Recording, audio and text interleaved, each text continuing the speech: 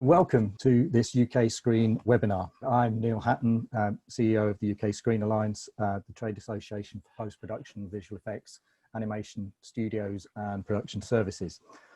In this online debate, we're going to attempt to answer the question, runners, are they an outdated way to recruit? It's a deliberately provocative statement to consider that you may or may not agree with. But we're going to explore whether the runner role needs to evolve. Particularly in the post-pandemic world. Is it still fit for purpose and is as an entry-level role? And if not, what are the alternatives? So back in March, when the COVID pandemic started and filming shut down rapidly, for some fortunate companies in post, VFX and animation, there was enough work in progress that had already been shot to enable them to carry on for some considerable time. But gradually, post-production has been starved of its raw materials, and no new footage from locations has meant a dwindling workload. There are some signs of recovery as COVID-safe filming restarts, but also concerns that the second wave of COVID is upon us, and restrictions are returning rather than receding. During the lockdown, post VFX and animation were able to transition rapidly to remote working, so they kept going, but client attendance in post-production was strongly discouraged. With the premises abandoned, apart from the skeleton crews, there was no need for hospitality services and therefore no need for runners. Most were furloughed, and there have been many redundancies as the furlough scheme tapers away. Productions are still far from functioning at full strength, and clients are only just beginning to return to post-production premises and may, depending on how we interpret the Prime Minister's instructions from the recent changes that were announced, we may have to review that again. So runner services are definitely curtailed. But what of the future? It seems that home working is here to stay, and not just because of social distancing or COVID. If we have fewer staff and clients on the premises, we may well need fewer runners. And that's something that we will debate at length today. The same for filming on location, where the crews have been restricted and the COVID-safe filming regulations mean that there are fewer people on set. The opportunities for training have been reduced. So what will happen to entry-level jobs? How will we recruit and develop new talent with these restrictions? Now, I'm optimistic about our industry's prospects on the other side of this pandemic.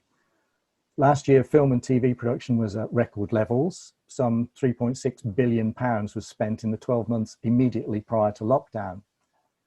UK Screen, along with others, are lobbying the government for incentives to get back onto that fast track of growth in the same way that we grew following the 2008 financial crash. We already had a skills shortage, and come January the 1st, we won't be able to tap into the EU pool of junior talent freely, as they will require visas. So it's really time to think hard about our talent profiles and our pipelines, the way we educate, recruit, train and develop to meet the demand that will surely return, and hopefully not before too long. So to debate these issues, we've gathered together a wide-ranging panel of interested parties and experts from employers, from training providers and education providers through to policymakers. So I'm going to hand over to our moderator for today. Tanya Rai is a freelance podcaster, event producer and diversity champion. Some of you may know her from her time in marketing at Sundog Media. And Tanya is a board member of industry not-for-profit organisation RISE, which supports gender diversity in the broadcast technology sector. So, hello Tanya, over to you to introduce our panel. Thank you very much, Neil, and thank you for setting the scene for today's conversation. Now, it's my turn to introduce to you our fantastic panel. We are joined today by Rowan Bray, MD at Clearcut, Natasha Cadle, founder and creative director at MV, Harriet Edge Partington, talent and recruitment manager at Union VFX, Dr. Eddie McCaffrey, senior lecturer at Middlesex University, Gareth Ellis Unwin, head of film and animation at Screen Skills, And finally, we have Phil Atfield, VFX and Animation Partnership Director at Next Gen Skills Academy. So I wanted to begin the conversation today to find out more about the runner role. So Neil has already set the scene there. And I wanted to ask each of you on the panel this question. And Rowan, I'll probably start off with you. So the question is a cheeky 3-in-1 question and quite a meaty one. Do you think that there is still a role for runners? If so, how has it changed? And is this change going to be a permanent one? Rowan, the Zoom floor is yours. The role of the runner has actually changed and continues to change. I mean, once upon a time, a runner was literally running from studio to lab with film cams, normally quite a muscly person, you know, to get the films developed overnight and then run them back to the director to check in the morning. So that role doesn't exist now. Now they are, you know, they are ambassadors for the business, they're trainees in our operations departments, they're learning the naming conventions and the style and the life cycle of production, whether they're coming into post-production or production. So no, it's not the same, and it continues to evolve. It is an opportunity, but it's also a very great burden because we're taking on finding and sourcing and training the next generation of people.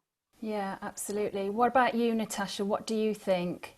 Yeah, totally agree with Rowan. I mean, things constantly change, and you know, pre-COVID, and they do pretty much everything. They don't just do hospitality. I mean, that's just a small, tiny little part of actually being a runner. They do all sorts of things, like Rowan mentioned. They you know, provide services to clients, but as well as staff, and they observe, they learn. They see what they want to do. What I do find is when people come from any form of education, they kind of just go, oh, I want to be an editor. And then they go, oh, I didn't know that you could do this and that, and I didn't know that was available and that was available. That's amazing. And they change their mind, because there is so much. There are so many careers within post-production that you will not know about when you are in education.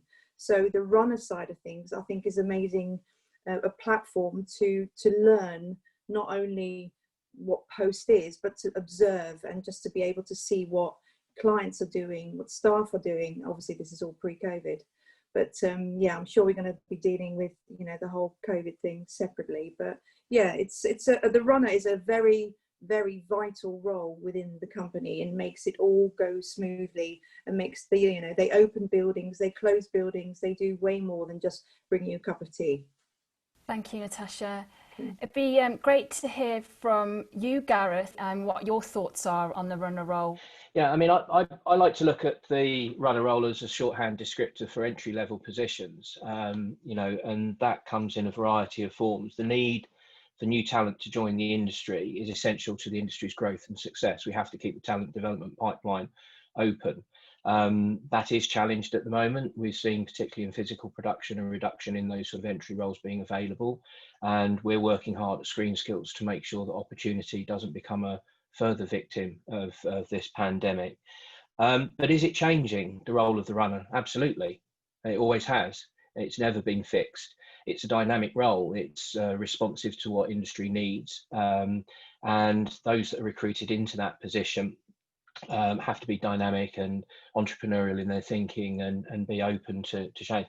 The first ever running job I got in post was actually repainting the lobby at an old post house called Cal, that some of those that are a little bit more senior on this call will remember. So, you know, the runner's role is about exposure and being able to meet colleagues and peers that are in later stage of career, maybe getting your hands on equipment that you haven't had opportunity to use through your education, starting to get an understanding of the industry norms, how we talk to each other, what the etiquette is, you know, how do we recognize hierarchy, how does that all work? So I think it's an essential and vital role, but has always been dynamic, and this is just yet another, albeit quite extreme, period of change. Phil, what are your thoughts on that? Well, the runner role, clearly, I agree with everyone that it has been changing over the years, and it will continue to do that. Whether it's the most efficient way for industry to bring people in, I'm not sure that's going to be the case in the future. We're seeing changes coming down the track with T levels, which are if Neil ever came back on, he could wax lyrical about that, from 2023, which is a little way off yet, but it's always worthwhile planning ahead, where you're going to have young people with more exposure to industry practices. And it's an opportunity for industry to engage with learners at between 16 and 18.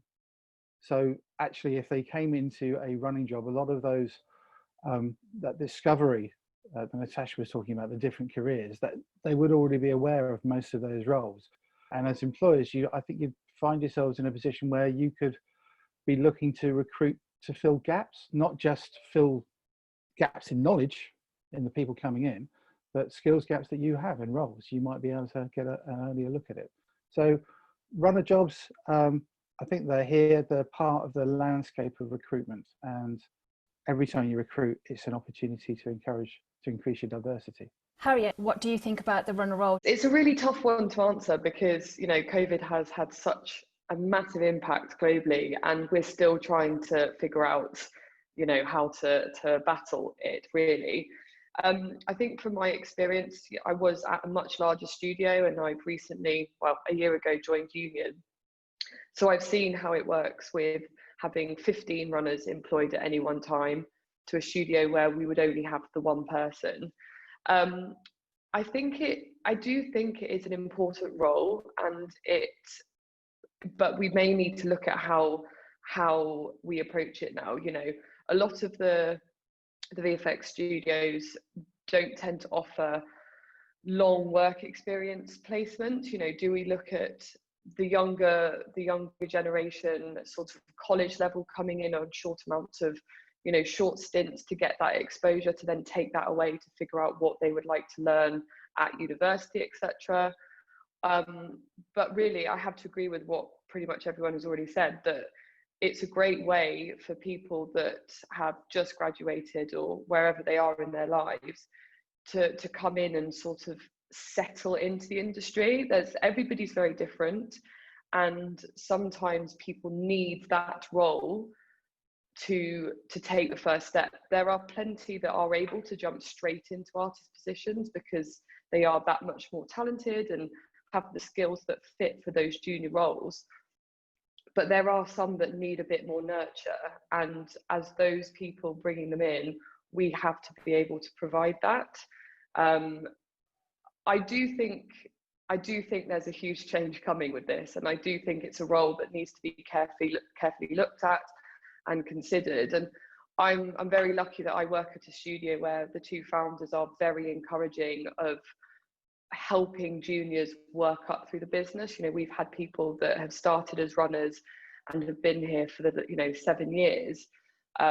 So I do think that Union is a place where we will hopefully find a way around it, but I do know that there are going to be places that will struggle. So it will be interesting to see what happens to the role in the future. Yeah, I agree. Eddie, be interesting to get your insights into this as somebody working in universities. I mean, what are your thoughts about the runner role, and what are you thinking about advising students?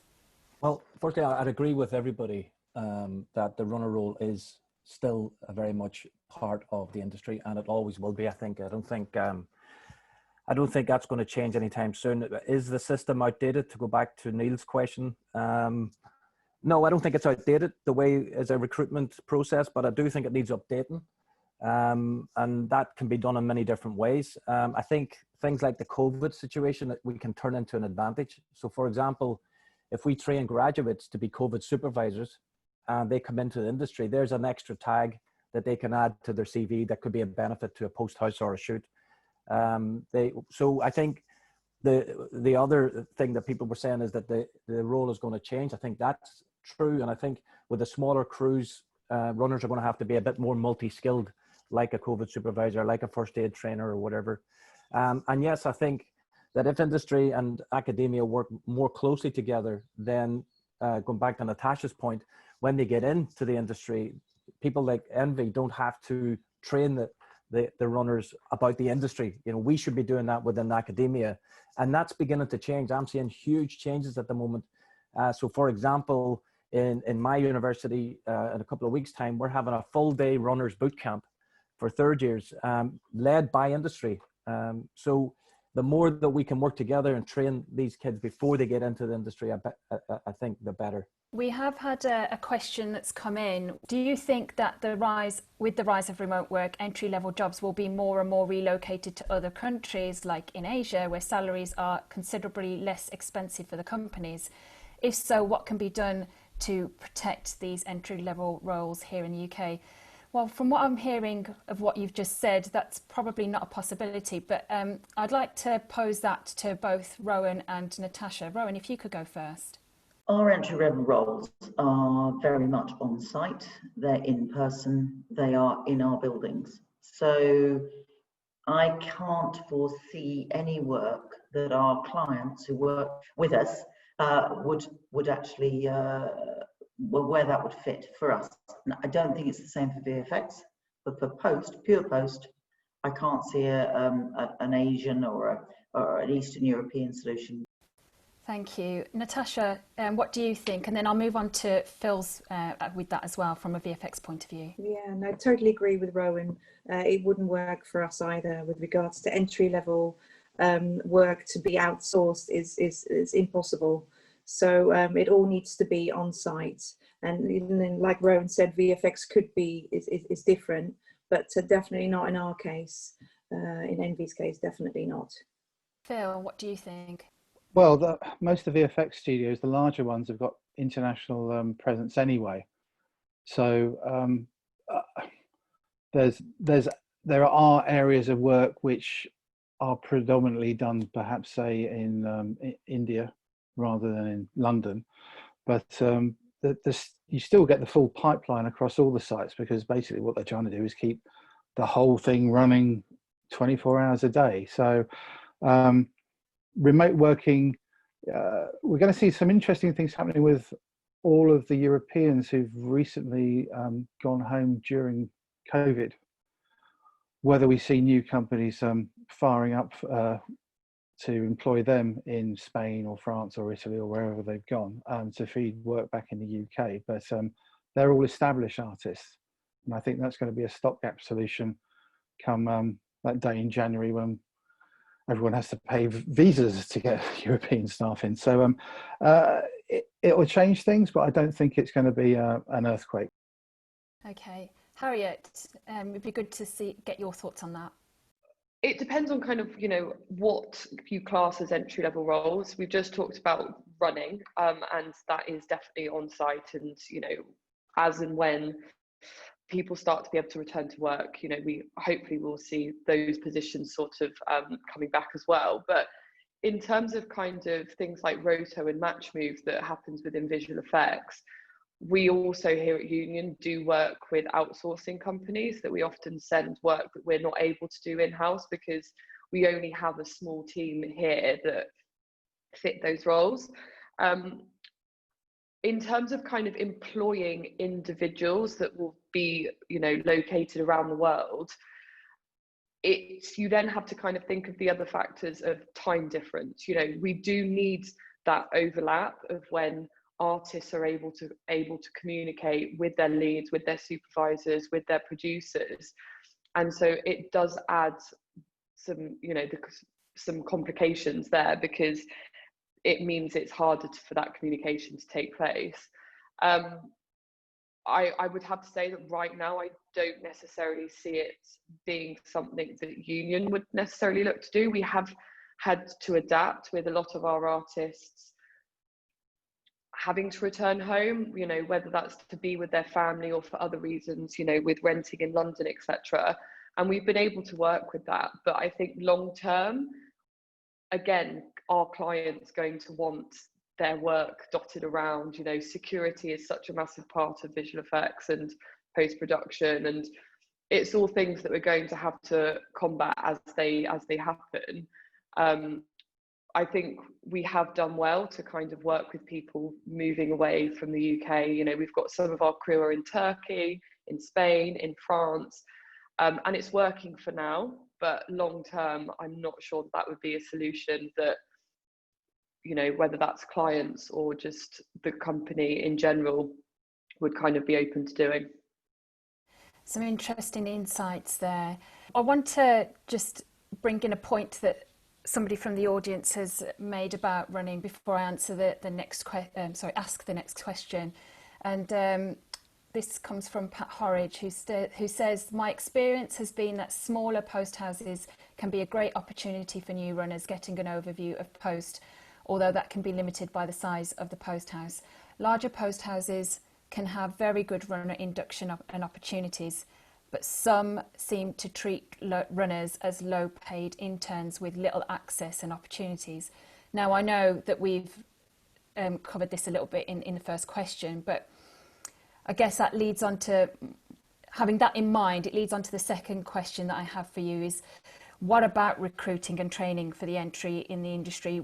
Was the runner role ever a good way of training? And bearing in mind that comment that we've had in from the audience. I think, again, I will start with Rowan on that one, if you could. I'm not sure that's right, actually, Pat. I think if you're really small, your opportunities come because you've got 8, 10 colleagues who are all keeping an eye on you, giving you things to do, and you experience lots and lots of different aspects of things because of that.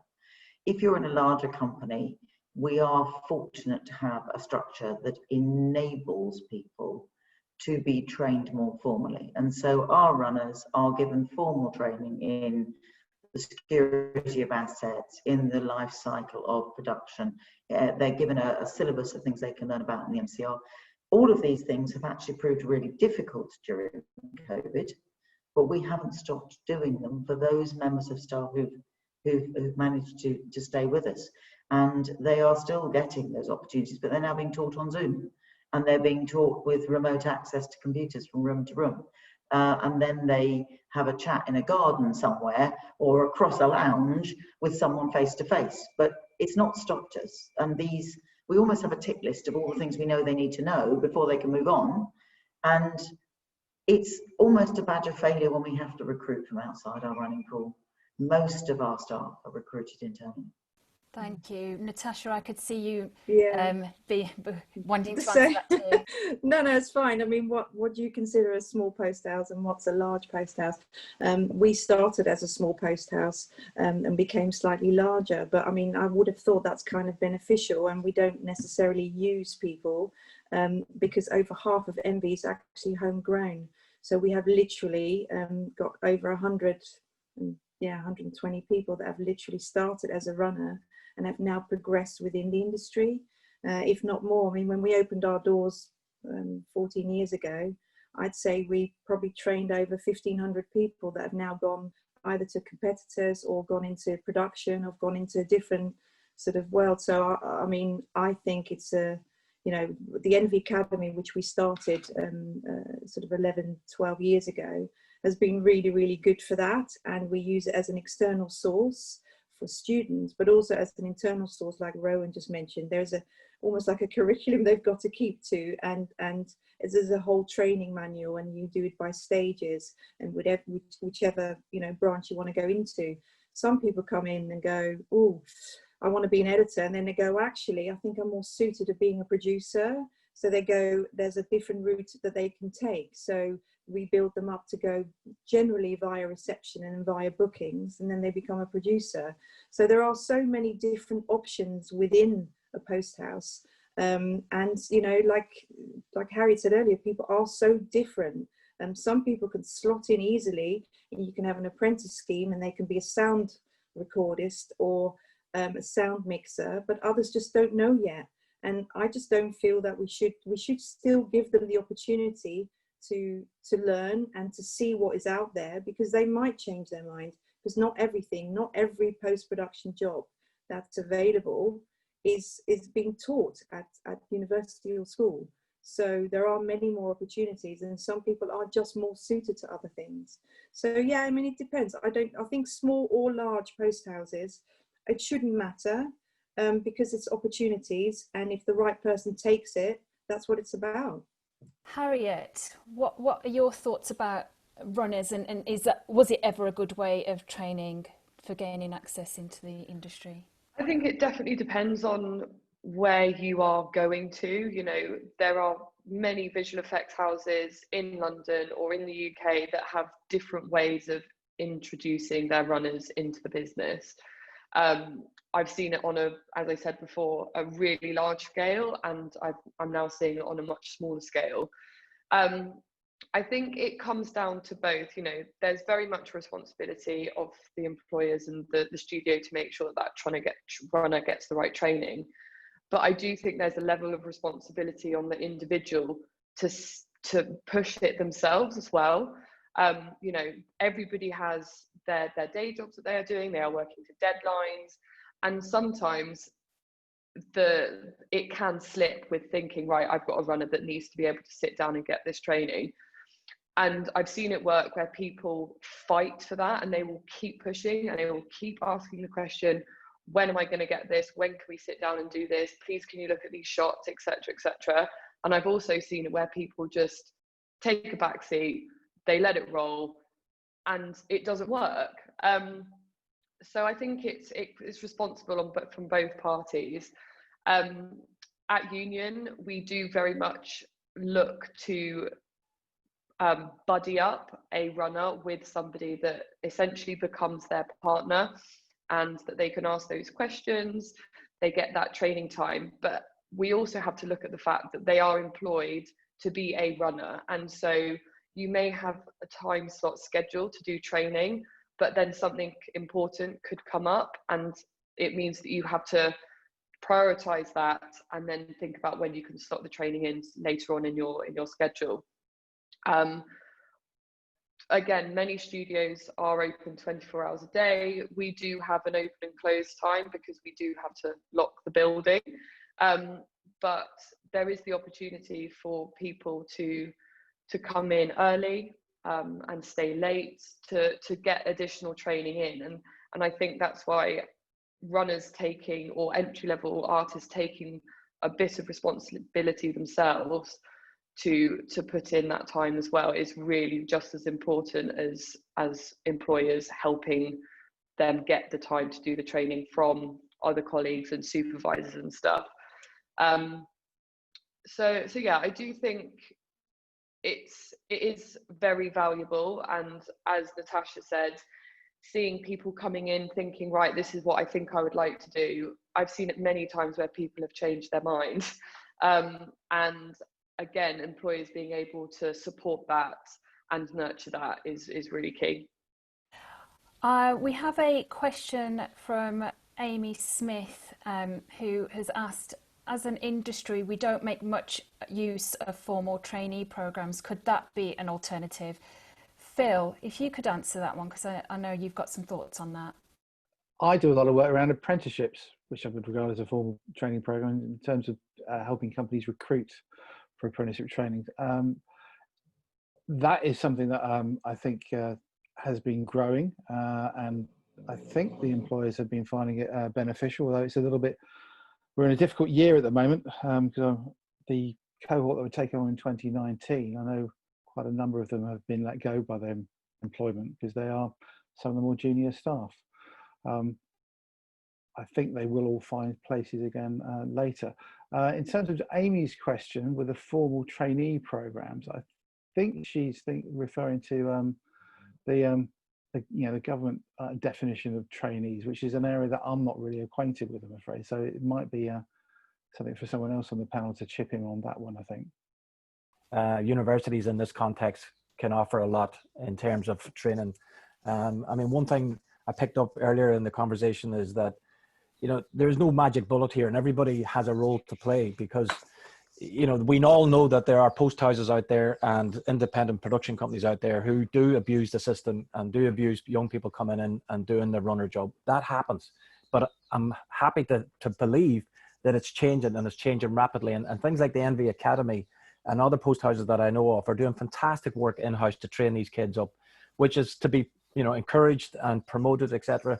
But also I think universities have an opportunity here to provide training that perhaps might save the likes of, you know, Natasha or Harriet to do that training. We could take some of that burden off, or we can work together to get these guys trained before they get in. Students too have a responsibility here to, and graduates here, to make themselves as employable as possible. Of course, we can help with that, but they have a responsibility themselves. And I think some of the other things that we don't think about is how do post houses know about these graduates in the first place? So we need to think about how they present themselves, how they promote their skills that they need, because we know we can teach a student how to use an edit suite or a camera, but that's not what makes them employable. And you know that in the industry. So what is it that makes them employable? And it very often comes down to, you know, the so-called soft skills and stuff. And what can we do around education to help promote students sell themselves as best they can and get to understand how the industry works? So again, it comes around to there's no one magic bullet. I think there's a lot of different solutions here. And I think if we join up the dots, we might be able to get some way towards some solutions. Thank you. Gareth, I think you wanted to add. Yeah, so I mean, we know that employability is key, and at Screen Skills, we've been running some employability modules with third-year students that are due to graduate, and all those elements that Eddie touched on in terms of marketing your digital self, good CV profile, portfolio and show reel presentation, working out access points, appropriateness of contact, how to reach out to employers, all of that is very important. But I think we really need to look at this as a more nuanced and blended solution, because there's not ever going to be one single pathway that's going to fit the requirements of every single post provider and every single applicant that's coming through. We have to take a blended solution. So HE and FE will provide part of the puzzle. There will be those that want to look at the industry, that want to go straight from school and don't want to do any further education. So apprenticeships and sort of formal trainee schemes such as the VFX trainee finder that Phil and I have been working on have a really important part to play. There's also, you know, ever-changing and new initiatives coming on stream, and Neil, I know, has been talking to colleagues at Screen Skills about the government's Kickstart programme and whether that might provide opportunity to be able to get a new type of candidate looking at the industry. I mean, what we haven't really assessed and maybe hit upon, I think, is what's wrong with the runner model. You know, if we're defining it as being broken, what's up with it? It's not just COVID-19. One of the biggest restrictions is that, you know, most people need to be able to afford to be a runner to be a runner.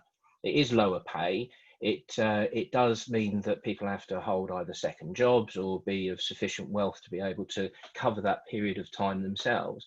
And I'm not saying in isolation, but that is the case. You know, we have people that do work alongside non-paid running positions where they don't have the same level of personal wealth. That means that they can live in London, where the majority of post is currently. So what I'm trying to encourage is that we look at it as a blended solution, because we know we're working with a disparate group of people that want to come into the industry, and we have an industry that has disparate needs in terms of what they want to absorb and to train. So just trying to keep the conversation open enough to look at all of these possibilities: apprenticeships, education, the employer responsibility, the employee responsibility. It's a complex thing. I have to take issue with what Gareth's saying about runners being, you know, basically subsidised by their parents. They've got to come from rich backgrounds, because post-production is not like production. We give people 40-hour-a-week jobs. We pay them a wage. We have people, yes, they're in multiple house shares, they're sharing bed sits, they're sleeping at their auntie's house while they're working and so on. But within 6 months, they're moving on. And so the apprenticeship model actually holds them back in that respect. We, you know, within 6 months, we know if these people have got the right opportunities. We're growing them. If they want to move into production, they are. If they want to move on in post-production, they are. They're beginning to identify the routes they want to work in. We're throwing training at them. What I find frustrating about the apprenticeship model is it seems to be the only model that anyone thinks can come with any funding. So we do not, there was a question just now came up in the Q&A about we're all focused on graduates. Over half our runners are not graduates. We don't recruit because they're a graduate. Actually, of the half that are graduates, or just under, less than half of those have got a media degree. We don't really want them to have a media degree. We want them to be really good scientists or social scientists or arts, humanities people. We want them to have, so that's the graduates. But then the rest of them, we're really interested in whether they've experienced hospitality, whether they've turned up on time, morning, noon and night, whether they've worked shifts, whether they've got great communication, if they're people, because what we are craftspeople. Every job we do is a separate job. Every commission for a program means starting from scratch to work out how you're going to do it. And actually you need ingenuity, and you need communication, and you need the willingness to work all night and all day if it takes it to get the job done. And during COVID, you need a whole load of more common sense and skills like that. So apprenticeship has a place, and graduate degrees have a place, and great schooling has a place. But actually, I want them to be as diverse as possible. I don't want them in the T-level channel from the age of 14, focused on a media-only degree, because that's not what the programs are going to be about that they make. We need them to have a general, wide, broad world view, whether they're in post or in production. Gareth, do you have anything to say in response to that? Any more thoughts to add? No, I think, Rowan's absolutely right. I mean, affordability will play a part in any consideration, irrespective of whether we're talking about runners or any other type of formal training. But as Rowan said, industries desire is quite often for short, sharp, intense training. And one thing that we've done recently in light of the pandemic is launched the Screen Skills COVID-19 basic awareness training. We've now qualified 20,000 plus people that are just that little bit safer and more knowledgeable of the disease in all of its environments, whether it's physical production or post-production or just day-to-day life. So at Screen Skills, we do remain trying to be really responsive, because we can be slightly fleeter of foot than maybe some of the bigger institutions like higher education, further education, where it does take a long time to mount new courses and change syllabuses, etc. So we remain absolutely attentive to industry need, and if there is anything that's immediate, then please holler, let us know. We're itching to sort of do more. So, yeah. Do we believe that, is there a need for formal apprenticeship schemes for runners, and is that a way to get runners to progress quicker? Phil, if you could answer that one first from a VFX point of view, because you mentioned apprenticeships earlier. I don't think there's a need for a formal apprenticeship for running. I think it's a precursor to an apprenticeship, and I think as a way of I'd encourage all employers to look at if they're bringing someone on as a runner, and clearly Rowan and Natasha are right behind this already and making very practical steps, is that they have a plan for people, how they can progress, and enabling them to progress. So I think as an employer, apprenticeships can be one way where, if you don't necessarily have the resources to create your own academy and your own resources, tapping into an appropriate apprenticeship that fits your business and moving runners into that because they've learnt about the business and you and they have identified they've got a skill set they can develop, that could be a very good way ahead. So I think as that plurality that Gareth was talking about, there, all the different ways in, it's not a magic bullet, it's one of the ways, and it's one that we should all be aware of when we're hiring. Where will this person fit in the next 3 months, 6 months, a year? I think it'd be good to talk about the VFX industry's recruitment pipeline now. I understand, Phil and Harriet, that this is done in quite a structured way, which sounds very effective. Could you tell us a bit more about that? And maybe we could debate as to whether that structure could be adopted across the industry when it comes to recruiting runners and other roles as well. For VFX, what we have done until COVID came along and rather disturbed everyone's plans, we've always gathered together a group of employers who are interested in hiring apprentices. I think on any one particular round, we've had up to 8 employers looking to recruit. We then, over the course of a year, we will gather expressions of interest from potential apprentices.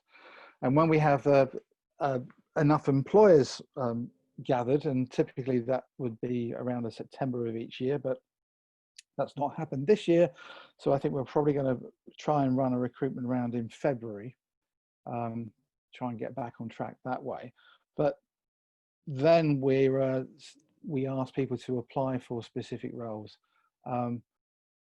Historically, we haven't been very strict on demanding job descriptions from employers, but as we're on our 4th cohort now, we've got some fairly good generic ideas of what people will be doing, so we can advertise those and sift the applicants in respect of that. So the employers, when it comes around to selection, they receive a list that has had all the many people who just wouldn't be eligible for one reason or another removed, and the work of the potential of the applicants sifted and graded. We're not looking for finished artists. This is all potential. It's what they will end up being able to do. So we ask them to submit a portfolio of their work, and that could be photography, it could be filmmaking, it might be animation, it could be CG modeling, anything like that. And that's what's put forward to the employers. And then when the employers recruit, we gather a selected number from the long list of people who are possible applicants in for assessment days, and we get them to work as groups. They do problem solving as groups. They're interviewed as groups. So we get a very good idea of who is going to be able to work in a collaborative and creative environment. And it's from that the employers hire directly. The training scheme for most of these employers, and this is all in London at the moment, I'm afraid, it hasn't spread out across the country because that's where most of the industry is done in blocks. I'm sorry, I'm very conscious that you probably just had a huge snore in the background there. It's the Labrador, sorry.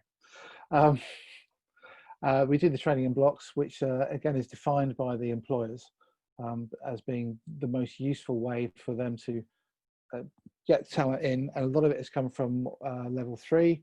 So that's A levels or extended diplomas. They're 18, rising 19 generally, and get them some base skills so they're useful on day one in the studio.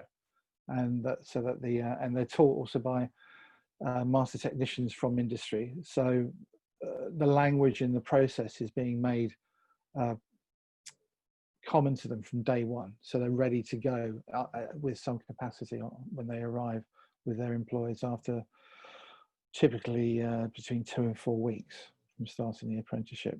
The best thing for me about this particular, the latest rounds of apprenticeships is that we've managed to shift the needle on diversity. The first 2 rounds of apprentices were all male, but across rounds 3 and 4, we got to 50% gender balance, and a very strong BAME representation as well, I think up to 40%. So as a way of making your workforce diverse, which is important, so picking up on Rowan's point of you want people to have experience, well, you want people to come from different backgrounds as well. I like the nodding head, thank you. So it's that in one respect, that's a very good thing about apprenticeships, is that we seem to have proved the point that it can make your workforce more diverse. I think that's a really important aspect to consider in all of this. It brings me to the question about kind of funding as well overall. So, you know, it's great that these apprenticeships are happening, and Eddie, I mean, hopefully you have a view on the whole apprenticeship scheme, because obviously as a university provider, I mean, what are your thoughts on that? Because going to the university, they come away, the students are coming away, some of them with quite significant student debt. Yeah, I mean, it's the apprenticeship thing's quite interesting, because I wear 2 hats. One is an educator, and the other hat is a producer director. I run my own production company, so apprenticeships wouldn't work for me as a small enterprise, because I just don't have the sort of contracts that last, as Rowan said earlier on, you know, they usually last about an apprenticeship a year or something. So we know that apprenticeships don't always work inside the context of the industry. Within academia, we have a thing called degree apprenticeships, where young people can come in and work in the industry and get a degree for it. But again, my experience of degree apprenticeships and apprenticeships in general is that they seem cumbersome to set up. You need a lot of people to come together. There are a lot of rules and regulations around that.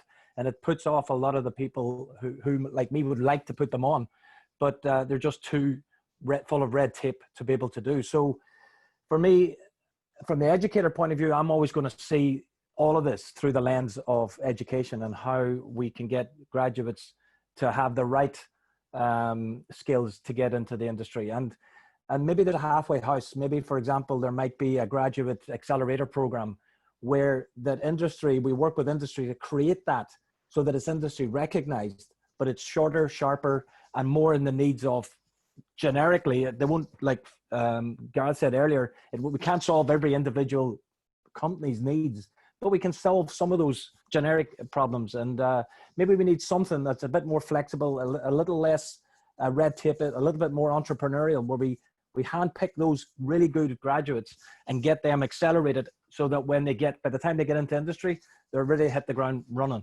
Thank you. I was just seeing on the Q&A, we've actually got a relevant question that comes from James Gregory. He has said, with more connection between universities and post houses, could the runners be on university courses and gain the sharp intensive required training that was discussed during university as there are post-production courses, which would mean the graduates would be more employable and move on to a role next level up the chain on post-graduation. So you've answered that already a little bit there, but is there anything more that you can add to that? Yeah, I would just add that, look, and I know that some people think media courses, and Rowan, I know you mentioned the word media. I'm not having a go at you particularly. I'm just having a go at this notion that media courses are primarily theory-based. And I know from talking to a lot of people in industry, there is a perception in industry that media students sit and look at theory all day and don't actually make stuff.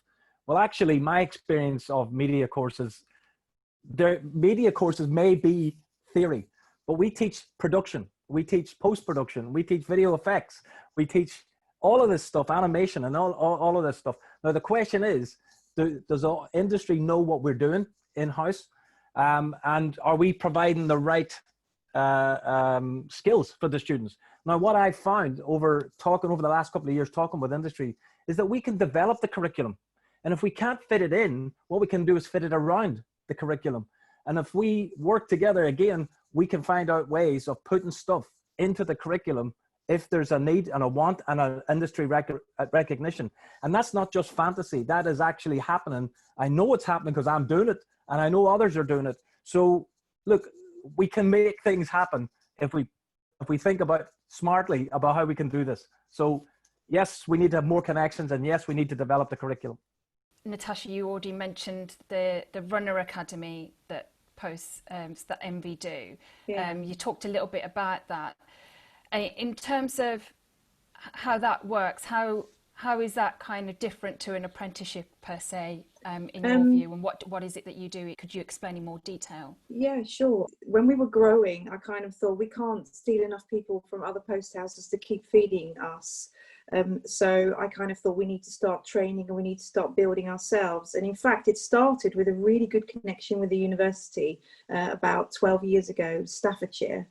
And there was a lecturer who was really, really keen to talk to us, and we actually developed something between us at the time that worked really well. We came up there, we did talks to students, and we did the sort of the final show and all that sort of stuff. And then many other universities were interested and contacted us to say, you know, we hear that you do going around the country, you're talking to people, you're talking to students, you're telling them what it's like in the real world, because there is a bit of a gap between education and actual work world. So we were trying to bridge the gap by giving them, you know, CV advice, by saying what not to say. And when you send an email in, or you ask for a job, don't say info@Clearcut, info@Farm, info@Envy, info@Evolutions, and send it all in one email, because we would just go, that's not the right thing to do. So all these tiny little things, we've just sort of elaborated a little bit. I mean, you know, exactly like Eddie mentioned earlier, there's all these curriculum and all these wonderful things they can learn.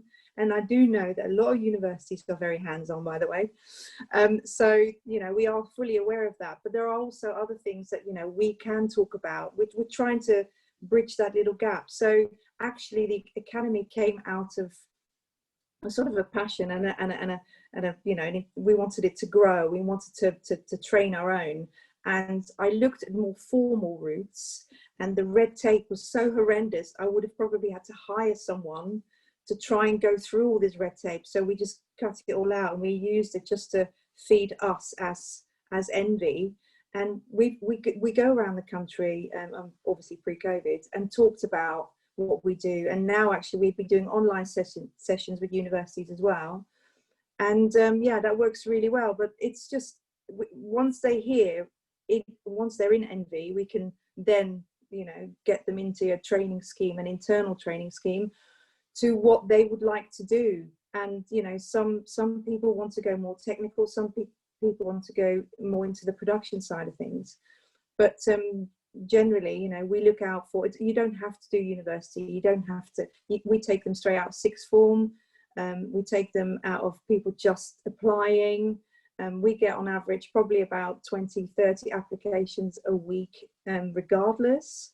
So there's all sorts of ways people apply, and you know, we tend to also publish that we have jobs going. But there's many ways that we use it. But the academy started out of that we wanted to grow, and we wanted to train, and we wanted to create the next generation of post-production people, basically. Thank you, Natasha. No. Gareth, I know that Screen Skills have got the Trainee Finder programme that you want to talk more about. In addition to that, there are lots of questions about short courses and how they are funded. So if you could cover that one as well, that'd be great. Okay, in as pithy and concise a way as possible. So Trainee Finder is a programme that we run at Screen Skills. It's for both physical and post-production. We market, and we had about 1,500 applications last year. Trainee Finder has two grades that are pertinent to this community. So there is an edit pathway and there's a VFX pathway. Those that are successfully onboarded onto Trainee Finder go through a whole induction that we take care of in terms of learning some of the broader industry awareness skills, but then dive also into some specificity with regards to the grade that those particular cohort members are on. So for example, we work closely with Phil on the VFX trainees. It's not a volume exercise, so there typically is only sort of 10 to 15 on each of the pathways. But the big difference with Trainee Finder is that when we engage with the employer to place a trainee with them, a training plan is agreed between the employer, Screen Skills, and the individual that then is monitored and stuck to. It has some clear structure to it with some definitive end outcomes. But then the employer will enjoy the fact that there is a contribution by Screen Skills to meeting the cost of that salary position. It's a paid position. At minimum, it's London Living Wage, and sometimes it's higher than that. So that for that period of time that the trainee is placed with the employer, they have a structured training plan, and they are earning, you know, so they are an employee of that individual. And we can be very responsive to industry. Recently we brought in a whole new cohort that was around accountancy. Everyone was crying out in both physical production and post that we don't have enough accountants coming through. People don't want to go to uni and learn how to be an accountant in post, but it's an absolutely essential, you know, and very valid job. So we were able to move quite quickly to create a cohort of 12 trainees.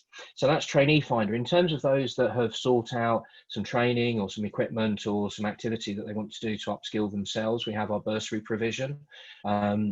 We have quite a significant fund available year on year that is contributed into by all of the Screen Skills funds, so high-end TV, film, animation, children's, and that is augmented by funding from the BFI. And all of the bursary application process has been streamlined. It's very simple to apply. All of the detail is carried on the Screen Skills website under the bursary part of the website. So if there is that piece of colour grading training that you want to go, or there's a new plugin that Adobe have released that you need to put in your package so that you can train at home, there is financial support available. So I'd encourage people to take a look at the Screen Skills website and see if we can help with that. With the Trainee Finder, is that more aimed at freelancers though than it is for post-production companies who've got staff already? The current way it works is that a production will come to us, and quite often through both its physical production period and then on into its post, and identify that they want edit assistance or VFX assistance. So at the moment we're not geared up to be able to run Trainee Finder where the employer would be a post house itself. It would need to be the production that's working within that post house. So yeah, that's how it works currently. Rowan, I wanted to ask whether you, on that kind of bit that Gareth has just mentioned with the Trainee Finder, from your perspective as a post house, what do you think about that? I don't think that people on Trainee Finder are necessarily looking for post-production. I think that's something we need to work on and step forward to.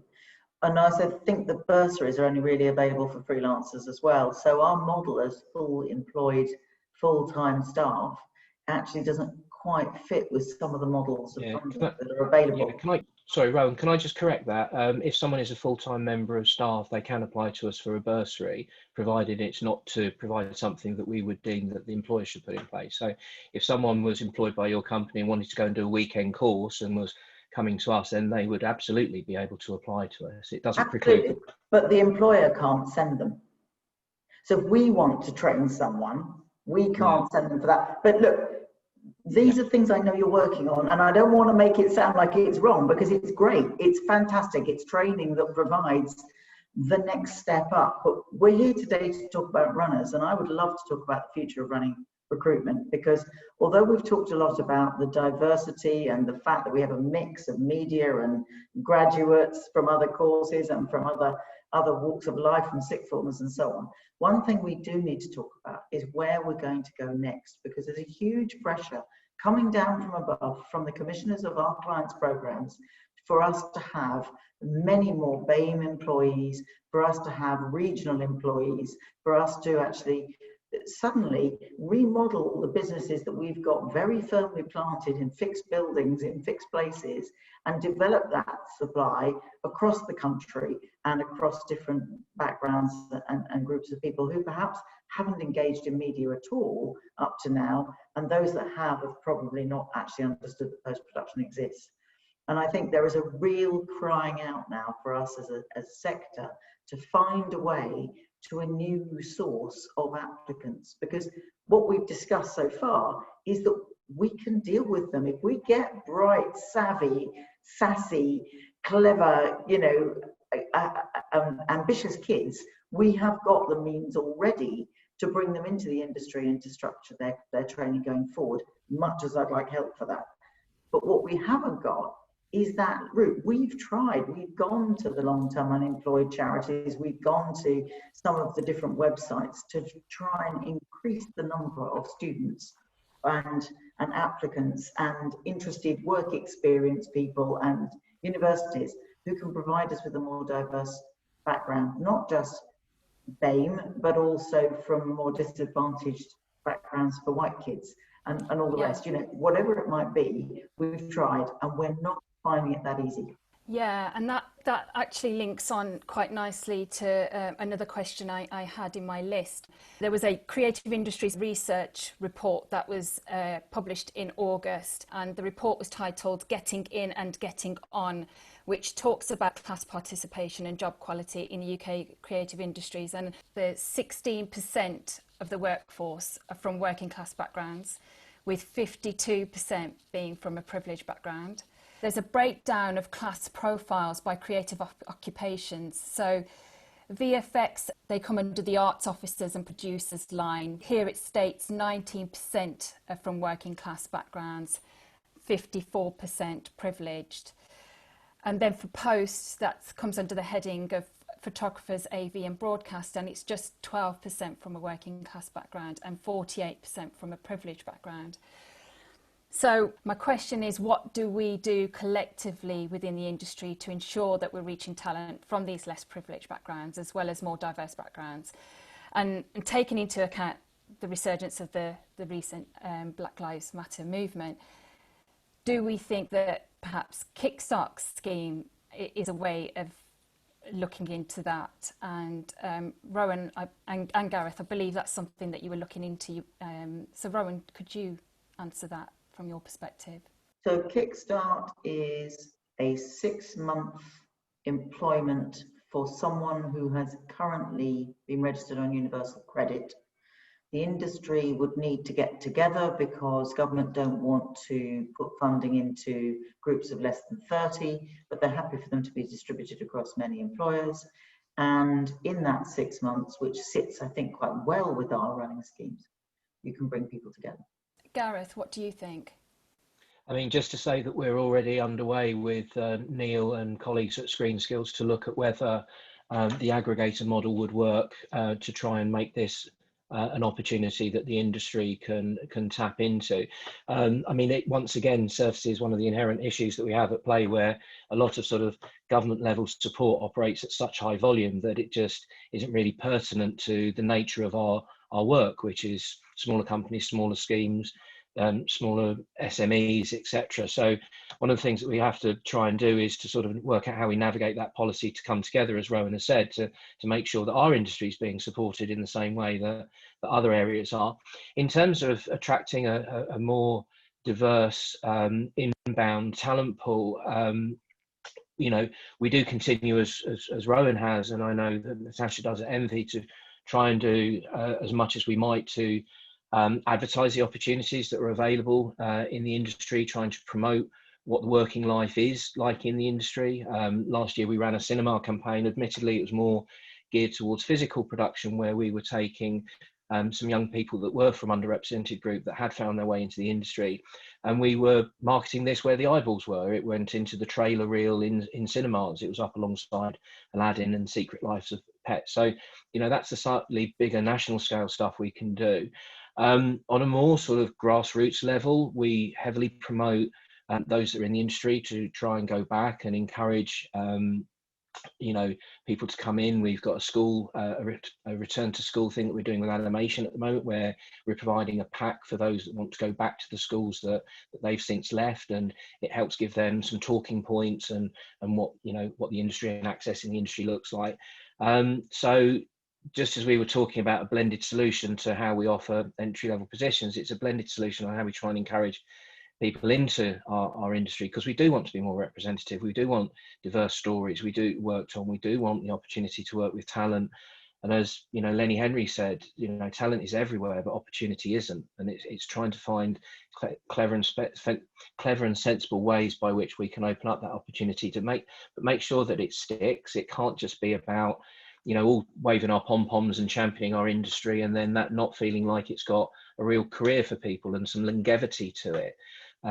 So yeah, there are campaigns afoot to try and encourage a broader entry pool into the industry. Harriet, I know that you are a diversity champion yourself, and you will have some thoughts on this. What are your thoughts on the Kickstarter government scheme from a VFX point of view? So I am part of a non-profitable organisation as well called Access VFX. I think a lot of the stuff that I have done in that area has been more with them than it has been with the studio that I work for, purely because of the size they are. It is very difficult, but I have, over the course of my year at Union, have worked very hard to try and be more diverse and inclusive with the type of people that we are hiring. But it also does come down to the role and, you know, the skills that are required for those positions. But until COVID affected the business, we saw our women in the studio increase from a small percentage of, I think it was about 17%, went all the way up to over 40%. So, you know, that was a really good sign of that. I've also been on in Zoom events for kind of returning to work, of, you know, people coming back from maternity leave or from sickness, or wanting to make a transition into a slightly different version of post-production.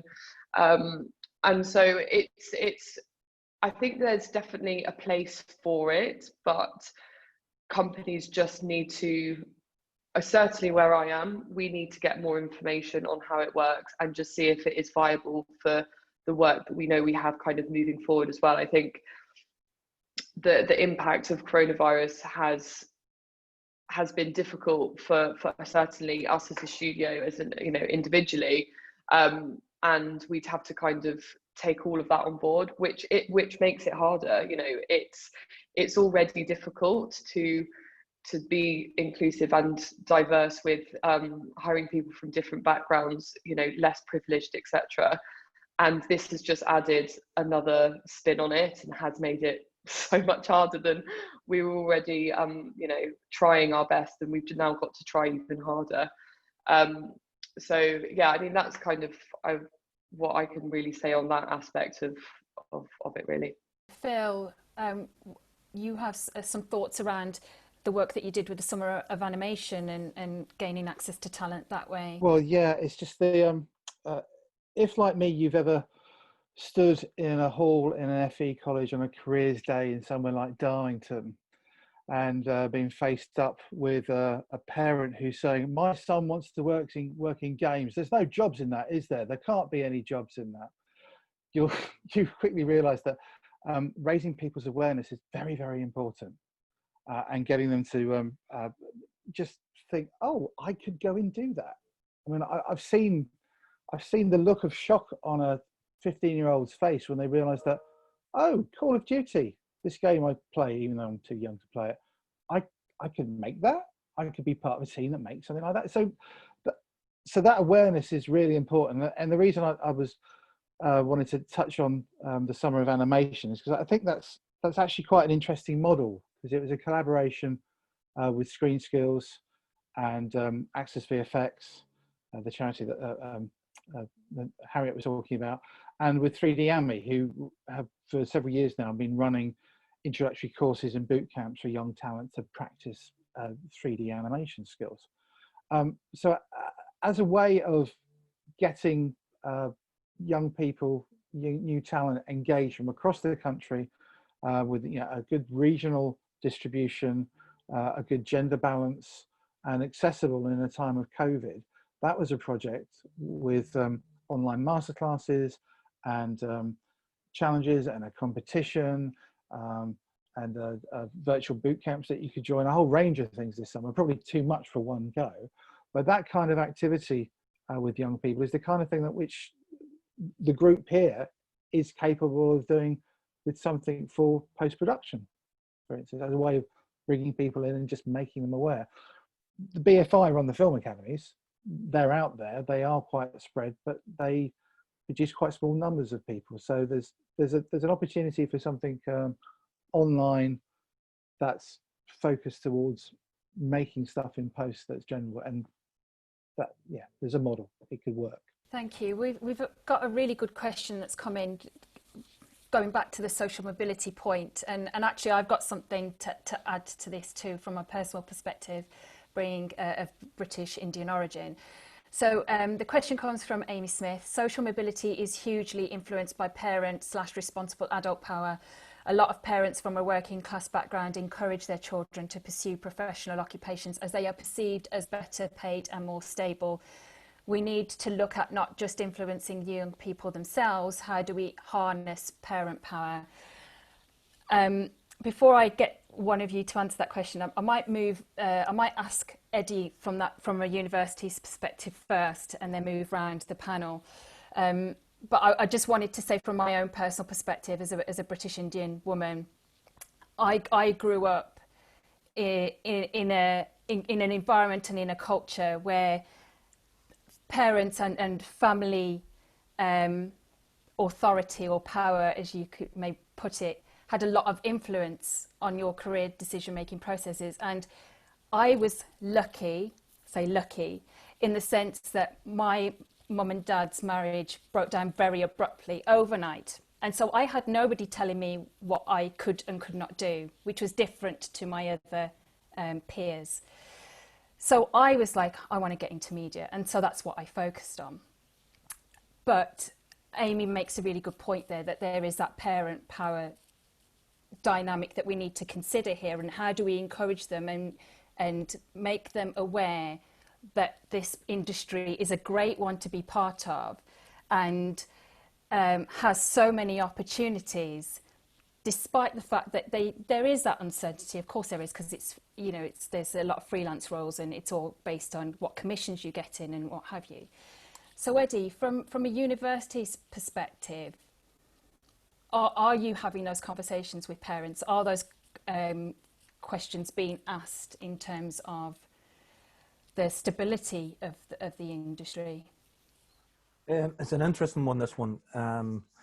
Universities are by their very nature, especially the post university that came on from the old polytechnics, they're actually very, very diverse backgrounds in all the courses. And I've had instances where I have kids come into the class on the first day of term with a stab wound and trying to hide it, and that particular student is now a very successful location manager in the industry. But we had to use every contact in our book to make sure that particular kid, who had all the talent but none of the contacts, was never encouraged by his parents to get in. But it's not just parents that we need to educate, and I think one of the ways we can educate parents is to educate. For example, I'll give you one example. I was at a conference not so long ago where there were quite a few employability heads from a lot of universities and FE colleges in the one room.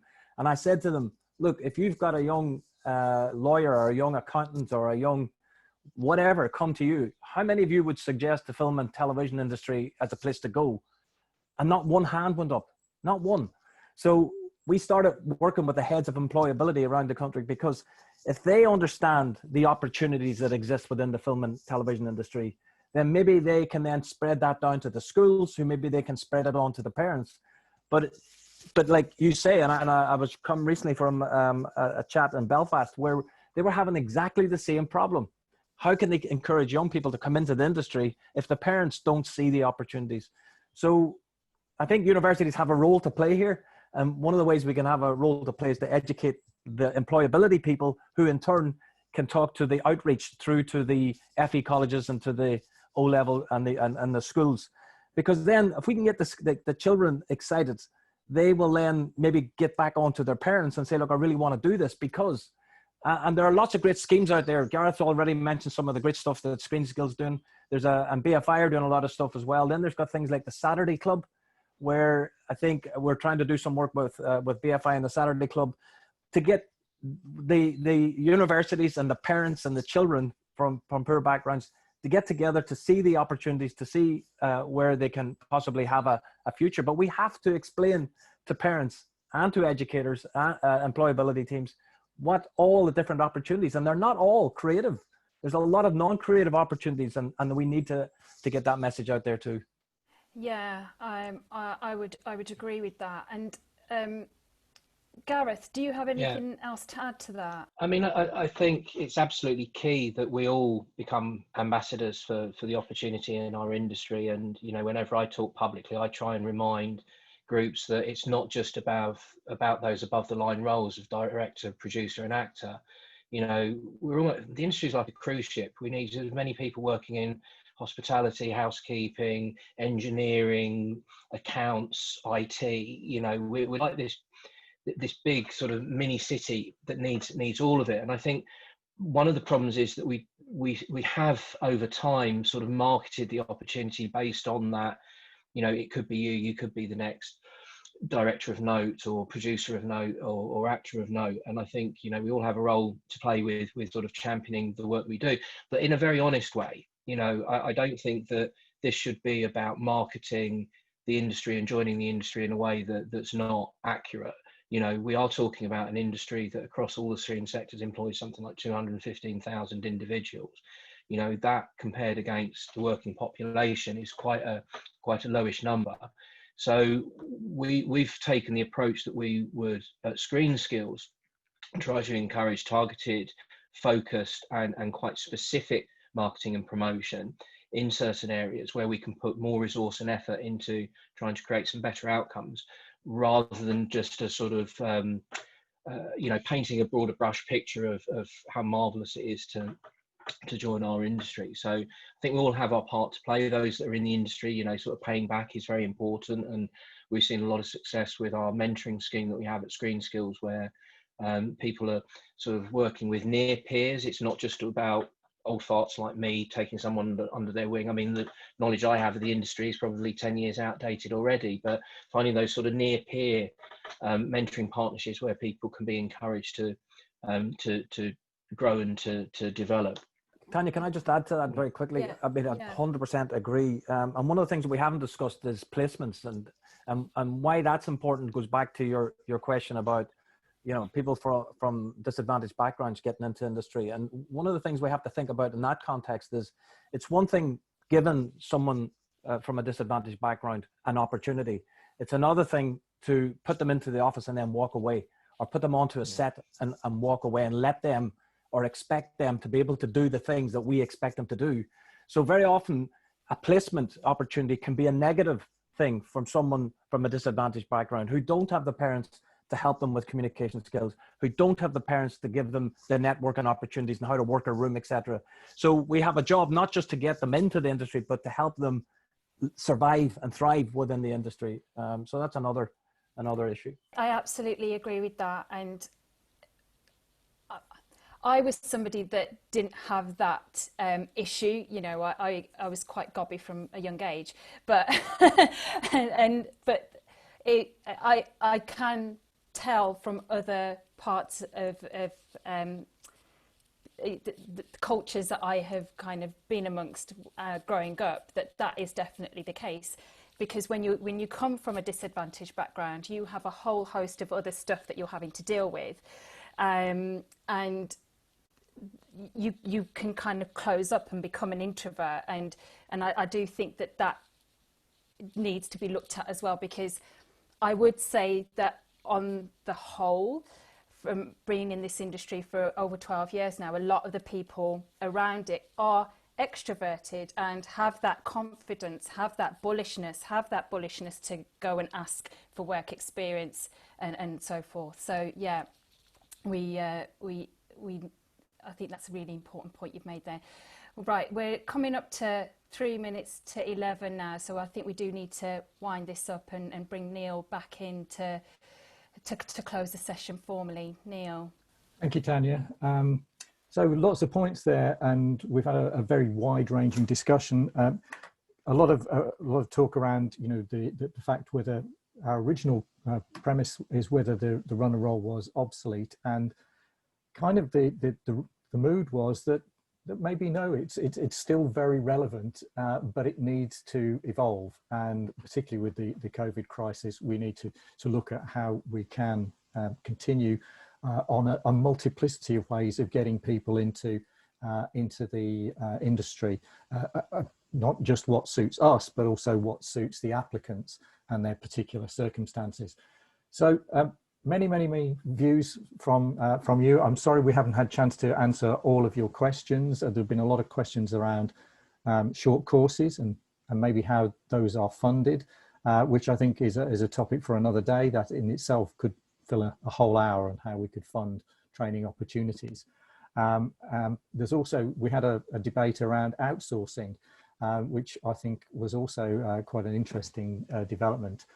So it just remains for me to thank our panel for this very informative debate, our expert panelists for Phil, Gareth, Harriet, Rowan, Natasha and Eddie, and for all their insights, and a huge thank you to Tanya for keeping you all in order. And it just remains for me to thank the audience, you, for joining us today. And I'm sure this debate has a long way to run, so please do continue to chat and tweet about it. But from all of us here today, it's time to say goodbye, stay safe, and we hope to see you soon.